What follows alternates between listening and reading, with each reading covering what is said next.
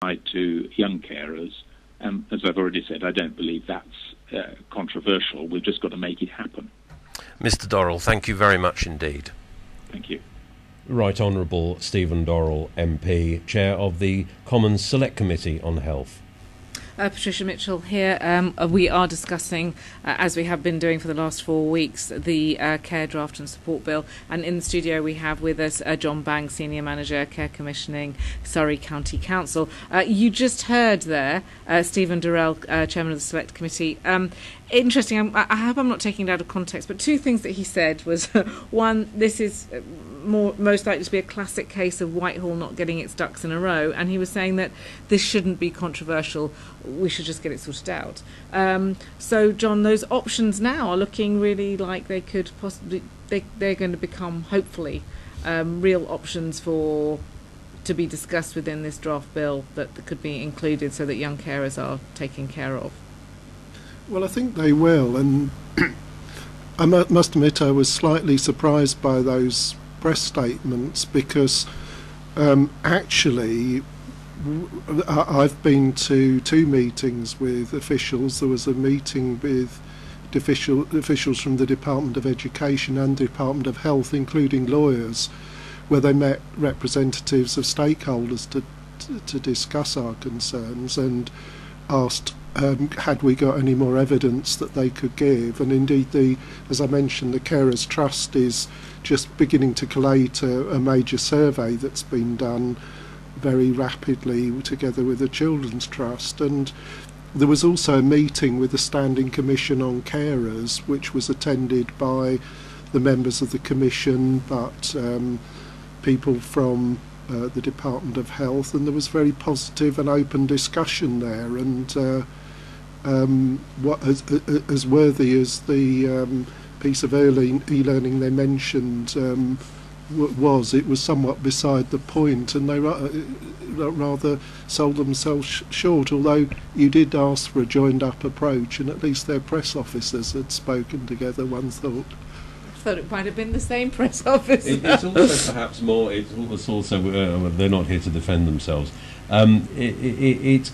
It also is perhaps strange in the light of the comments that the Minister, Norman Lamb, made in the Commons, published in Hansard, the House of Commons record of debate, when they were debating the private member's bill of Barbara Keeley, from whom we have heard a few moments ago. Minister of State there saying, I will engage fully with the Honourable Member for Worsley and Eccles South, that's Barbara Keeley, and with the relevant all-party groups. It is important we get this right and we do not let down those people with caring responsibilities. I am very happy to give a firm commitment to engage fully between now and when the government's bill is presented to this place, i.e. to the Commons. He also, later in answer to a question by Sir Tony Baldry MP, says that it's the government's ambition to codify all the provisions relating to carers and care and support in one Act of Parliament. A big problem, as he, Sir Tony Baldry, rightly identifies, is that the law has developed in a haphazard way. Getting it all into one Act of Parliament written in plain English would be of real benefit to carers and others in the sector. So very clear, very positive, and very surprising that we've not heard. I think also, I think maybe everybody has been resting, I don't know, this is purely speculative, but as Paul Burso said, there is a pre-legislative scrutiny period, and as Stephen Dorrell said, there's 12 months to go. Maybe our insistence on having an answer and an understanding and an acknowledgement of the issue, which I thought this is what this consultation period was all about, in the way that we've done it, has caught them by surprise. I don't know, giving the benefit of the doubt, not a good enough reason. However, I think what is good about this is that people are now beginning to sing from the same hymn sheet. And on that note, we come to a close on this fourth of our special editions on young carers here on carersworldradio.com. Our special thanks to all those who have contributed across all four programmes, not least John Bangs from Surrey County Council, who's very kindly joined us in the studio tonight. Thank you very much indeed, John, for that. In a sense, we leave you interested to hear more from you on production at carersworldradio.com. That's production at carersworldradio.com. You can write to us irrespective of whether you're listening to us on the podcast or now live.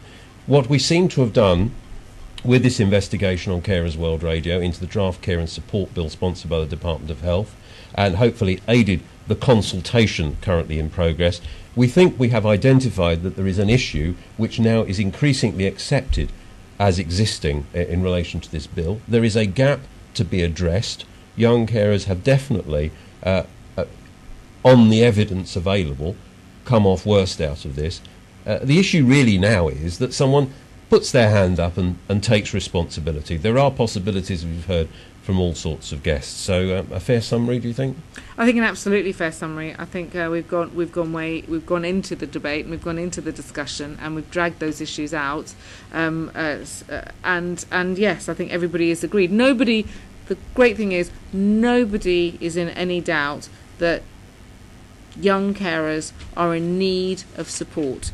That is not the issue. The issue is making sure that it's acknowledged that the current draft and support bill may need some work on it with regard to it being put into law. So I think, yes, that's clear. I think this process has helped that process along, and I just think it's great that all the contributors have, in the way that which they've helped us.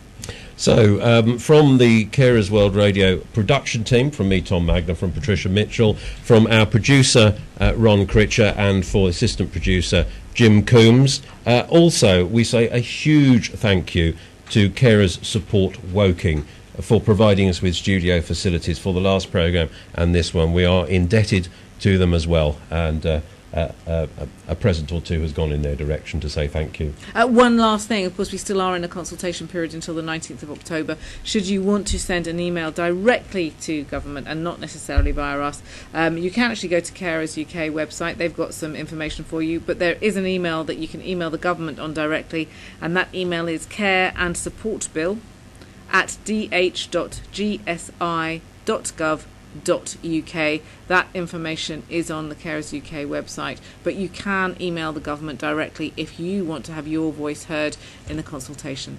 And we will next be talking to you, I think, from the Carers Summit in London on Thursday, November the 8th, a very full programme in prospect there. We will not be leaving this issue alone. We will be following it. That will form part of our programme, not all of it, but part of it, on Thursday, November the 8th. So from all of us on carersworldradio.com, thank you very much indeed for your contributions. Thank you for listening. Do talk to us. Production at carersworldradio.com. That's production at carersworldradio.com.